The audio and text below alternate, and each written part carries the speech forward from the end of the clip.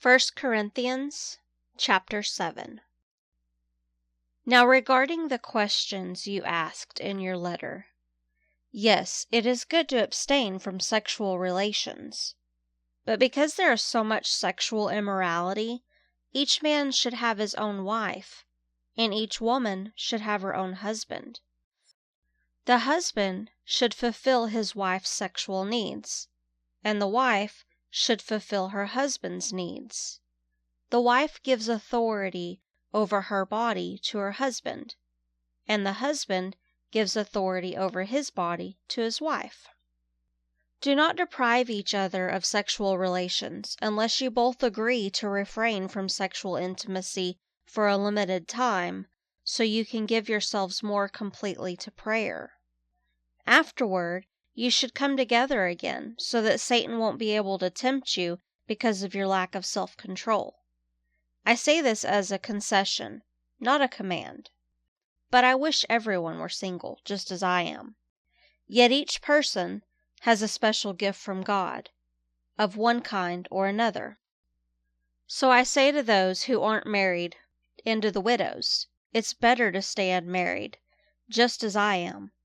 But if they can't control themselves, they should go ahead and marry.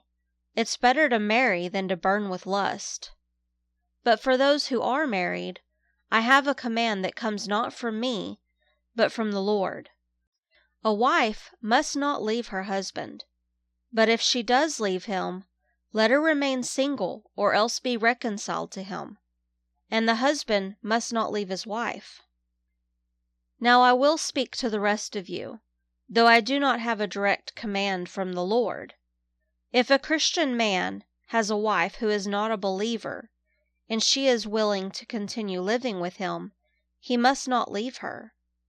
And if a Christian woman has a husband who is not a believer, and he is willing to continue living with her, she must not leave him. For the Christian wife brings holiness to her marriage, and the Christian husband brings holiness to his marriage. Otherwise, your children would not be holy, but now they are holy.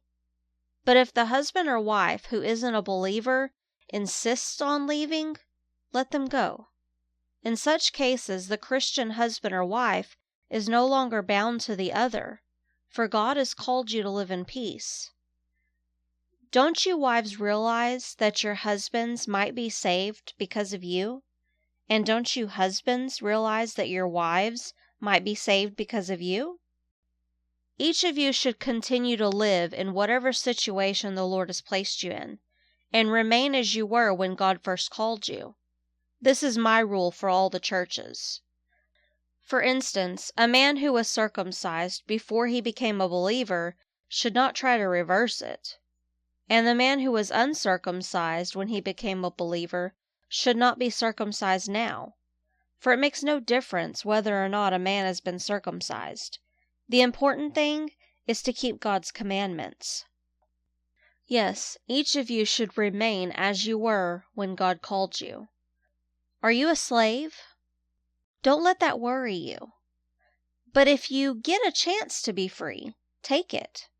And remember, if you were a slave when the Lord called you, you are now free in the Lord. And if you were free when the Lord called you, you are now a slave of Christ. God paid a high price for you, so don't be enslaved by the world. Each of you, dear brothers and sisters, should remain as you were when God first called you. Now regarding your question about the young women who are not yet married, I do not have a command from the Lord for them. But the Lord in His mercy has given me wisdom that can be trusted, and I will share it with you. Because of the present crisis, I think it's best to remain as you are. If you have a wife, do not seek to end the marriage. If you do not have a wife, do not seek to get married. But if you do get married, it's not a sin. And if a young woman gets married, it's not a sin. However, those who get married at this time will have troubles, and I'm trying to spare you those problems. But let me say this, dear brothers and sisters. the time that remains is very short. So from now on, those with wives should not focus only on the marriage. Those who weep, or who rejoice, or who buys things, should not be absorbed by their weeping, or their joy, or their possessions. Those who use the things of the world should not become attached to them. For this world, as we know it, will soon pass away. I want you to be free from the concerns of this life. An unmarried man can spend his time doing the Lord's work and thinking how to please Him. But a married man has to think about his earthly responsibilities and how to please his wife. His interests are divided. In the same way, a woman who is no longer married or has never been married can be devoted to the Lord and holy in body and in spirit. But a married woman has to think about her earthly responsibilities and how to please her husband. I'm saying this for your benefit, not to place restrictions on you. I want you to do whatever will help you serve the Lord best, with as few distractions as possible. But if a man thinks that he's treating his fiancée improperly and will inevitably give in to his passion, let him marry her as he wishes. It is not a sin. But if he has decided firmly not to marry, and there's no urgency, and he can control his passion, he does well not to marry. As the person who marries his fiancée does well, and the person who doesn't marry does even better. A wife is bound to her husband as long as he lives. If her husband dies, she's free to marry anyone she wishes, but only if he loves the Lord. But in my opinion, it'd be better for her to stay single.